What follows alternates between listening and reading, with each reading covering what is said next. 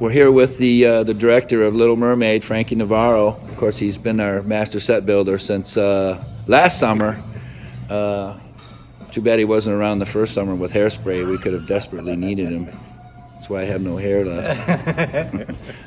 But anyways, give us a sense of how you feel now after it's all said and done. We're sitting here doing the loadout, and everything's all come down. The surrealism is kind of hit. Yeah, it's like, I know I'm gonna have time to just let it all sink in. Right now I'm just kind of like in the zone, trying to figure out where I'm gonna put all this stuff and find space and fix the shop. And we're already toying with how to make the magic carpet fly for Aladdin Jr. But this was a great ride. I was blessed, honestly, to be a part of you guys, to learn so much, and to make something magical happen.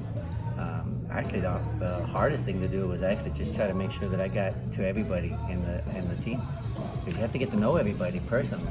So this is a true sense of the community aspect of it, and that's what we really wanted to drive home with us all. The word professionalism comes up, but we don't really want it to be super overproductive and professional, because then the fun gets kind of taken away. And this was kind of like a cross between a kids show and a Disney musical, and so it had kind of everything in here.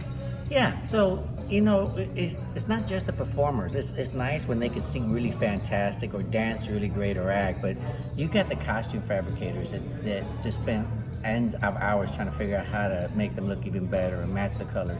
You got the girls learning how to do makeup for the first time, and bringing in their 2 cents. And the folks just going out of the way just to get us every piece of prop because they were willing to help out. It was just, I was trying to make sure I had something for everybody to do. We had everybody coming out of the woodwork wanted to be a part of this, and I didn't say no.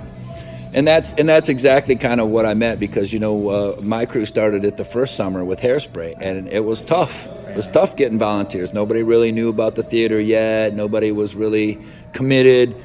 I mean, we still have some of those people that were there the first summer that are still with us, and so that's the true sense of community where where we really want to drive it home. Because without the participation of what we just said, the people who loaned us the props and gave us their time to, for 4 months, we couldn't have any of this. We were pretty much chasing our own expectations. I mean, honestly, when I first joined a year ago, I was a little intimidated because I thought maybe, holy crap, I kind of signed on to something really professional here. I mean, actually trying to impress you, trying to impress Mickey McGuire, Greg Dawson. I mean, you guys have seen professional shows, and I think I told the cast, we got to go out there and see if we can just lift it to a new standard that these guys can go, hey, that was pretty good. So if I got that from you guys. Well, yeah, that's the whole thing, and like we said, we started and we've watched the progression, and aesthetically, when you look at this production, you can see where, if you've watched from last year even to Aida, the one before this one and this one, that it's visually hypnotizing, it's visually engaging. So once, like we've had a little conversation off the camera about, once you can capture that, once you can get them with that hypnotized aesthetics, telling the story is the easy part. Yeah, I know I stressed folks and I pushed the button and I kind of pushed the envelope. And it's like, my thing is, if it works, why not? Let's give it a shot, And we started early. The first thing I wanted to do was really stress the cast to go fast, hard and heavy. We're going to have time after final call to but the reward is fantastic when we get to the part where they're still doing standing ovations. And I think I was just too dumb to know I wasn't supposed to, but why not?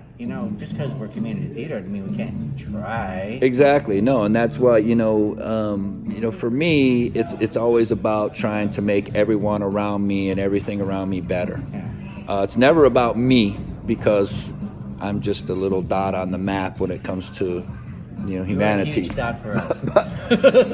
but no, I love to be able to teach. I love to be able to pass on the traditions and the skill sets that are required to do the type of level of productions that we can do in this theater, because I've been to other small theaters that don't have the same dedication and the same personnel, and you don't get the same result. So we're proud to have you guys in here. We're proud to have this whole theater in our community. Finally. It sat here, you know, for 40 years with the lights on and nobody was home.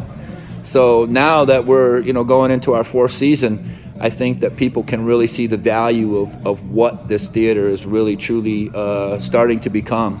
It's an asset to the community, whether some people want to realize it or not.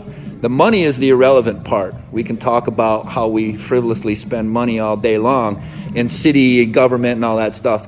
But when it comes to the arts and performing arts, music, you can't put a price tag on it. It's invaluable. The kids that learn from it, the youngest one was the youngest kid we had in this production. 8 years old.